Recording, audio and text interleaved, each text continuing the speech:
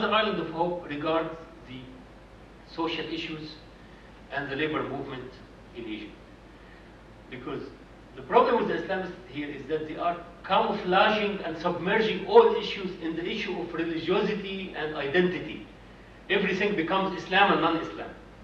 Social issues are not addressed per se as issues of poverty, as issues of justice, as issues regardless of the ideological connotations. The Islamists have succeeded in many ways to convince people that bread and butter can be arranged through an Islamic doctrine. But once you pose a different challenge, whereby people address the issue of bread and butter directly, without having any illusions about certain ideology giving them the haven or the lost paradise, you will have certain social formations which will address the social issue rather than the religious issue. And this applies, for example, to the labor movement. The labor movement in Egypt does not speak a lot of Islamic discourse. There are some labor leaders who are Islamic in their own conviction, no problem with that. But they are not leading the whole of the labor movement in the direction of speaking an Islamic discourse on. They speak a modernist, secularist discourse of defending labor rights, which is conducive to democracy, in my view.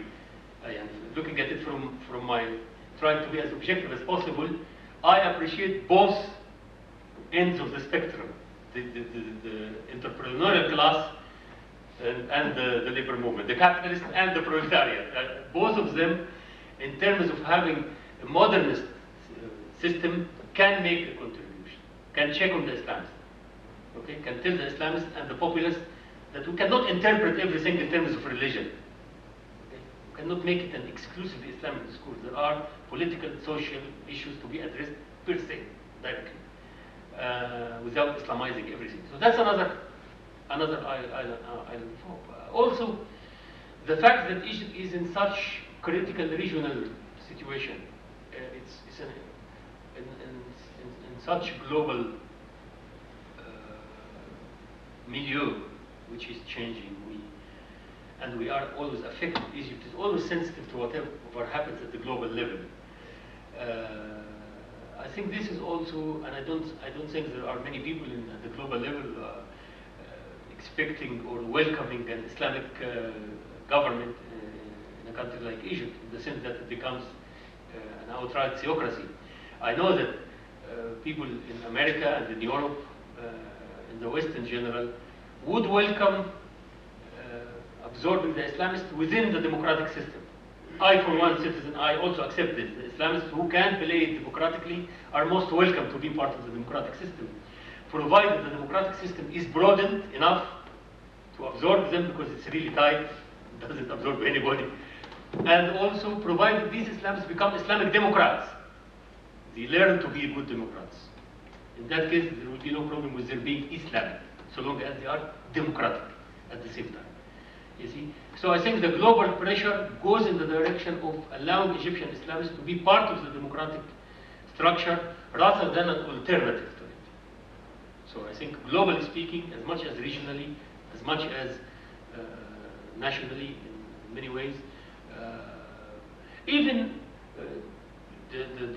the course of the theocratic takeover of power is not really that easy in the case of Egypt. But of course, Islamists can create permanent instability with their activism, extending from religious discourse to terrorism, okay, in the name of Islam. They can create permanent instability, but they cannot seize power. So the real challenge here is not that the regime is managing to stop the Islamists from seizing power. There is no real success in my view. And I was telling one senior man in the regime the other day this thing. I was telling him, this is not your success as you think, because all regimes remain in power until the last 24 seconds. We know they have fallen only after they have fallen. So it's not a test or a testimony to your power that you are in power. No. The real test is that, are you creating political stability in the country or not? Are you creating a more efficient political system? Are you addressing social problems and economic problems or not? Okay, it's how you are addressing the psychology of people. People hate you, but they let you rule. So don't say we are okay because we rule. No, you should say We know we are hated by people and we are trying to be loved by people. This is your real challenge, not that you are in power. Yes, I know you are in power. No problem about that. But,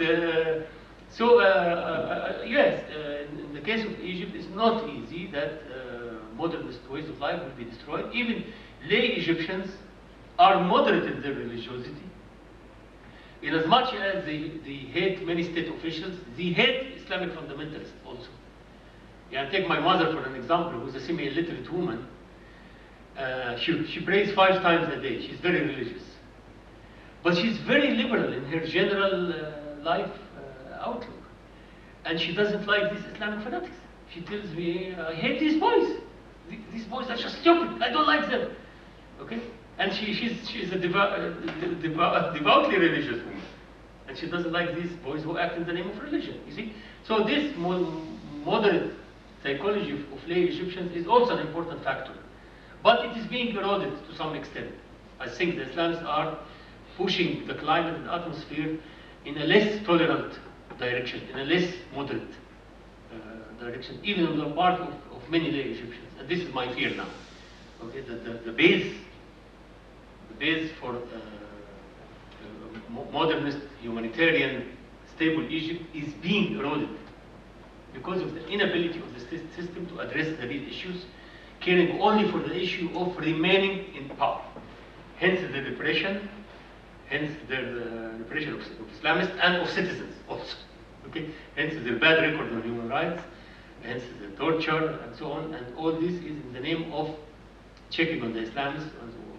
But the real checking on the Islamists is more structural than this, and it is to deliver the goods, rather than just shoot the Islamists as much as they shoot. This is not a state success. No. Well, the brains will close officially here. If anybody has any questions you'd like to come up and ask Ahmed, please.